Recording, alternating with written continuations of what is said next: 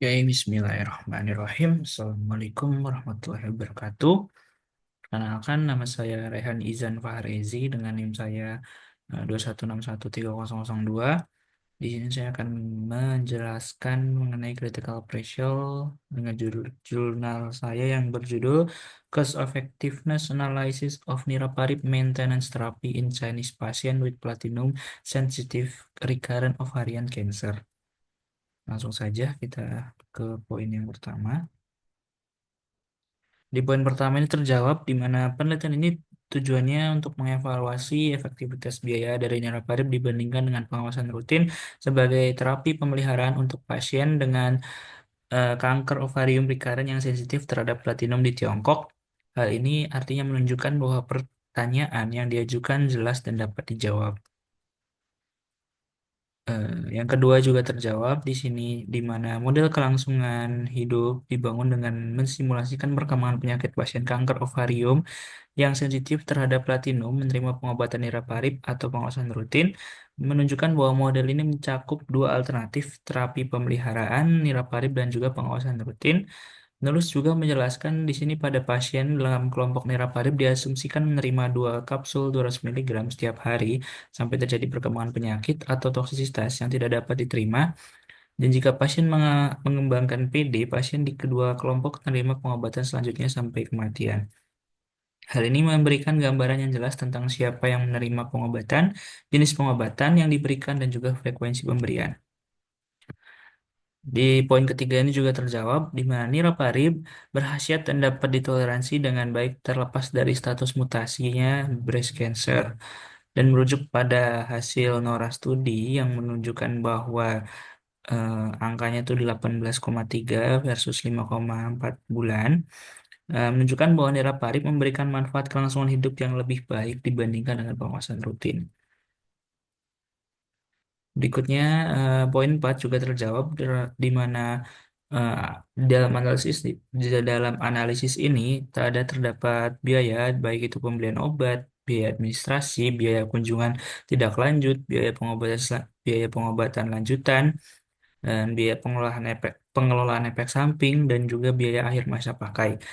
Yang artinya itu menunjukkan bahwa analisis ini mencakup berbagai biaya yang terkait dengan pengobatan niraparib dan juga pengawasan rutin.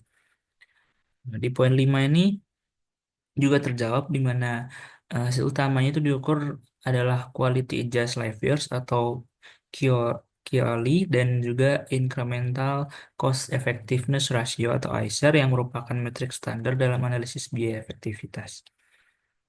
Berikutnya yang keenam juga terjawab di mana biaya perkunjungan tidak lanjut termasuk biaya pengujian laboratorium dan CT yang diperoleh dari harga rata-rata layanan medis di 31 provinsi dan kota di seluruh Tiongkok, baik itu Beijing, Shanghai, dan Jiangsu. Ini menunjukkan bahwa penulis menggunakan nilai pasar dan data yang relevan untuk menentukan biaya.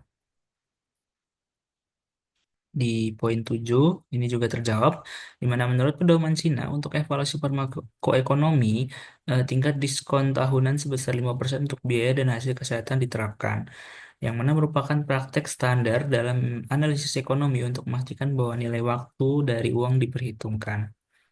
Di poin 8 di sini juga terjawab, di mana ICER dihitung sebagai biaya tambahan per kualitas hidup yang disesuaikan, yang diperoleh antara kelompok niraparib dan juga penguasaan rutin, menunjukkan bahwa analisis inkremental dilakukan untuk mengevaluasi perbandingan antara biaya tambahan yang dihasilkan oleh satu alternatif dibandingkan dengan alternatif lainnya.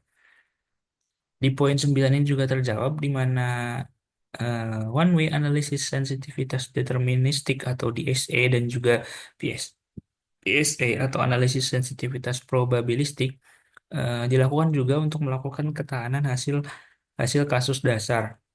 Artinya di mana penulis ini melakukan analisis sensitivitas dilakukan untuk mengevaluasi bagaimana perubahan dalam parameter kunci yang mempengaruhi hasil.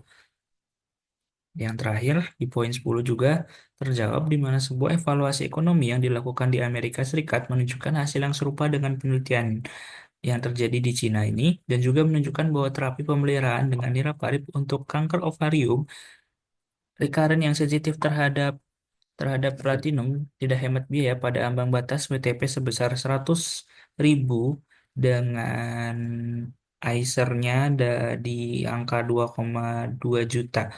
Dibandingkan dengan observasi menunjukkan bahwa hasil studi dibandingkan dengan penelitian yang lain itu relevan dan penulis juga mempertimbangkan perbedaan dalam metodologi studi.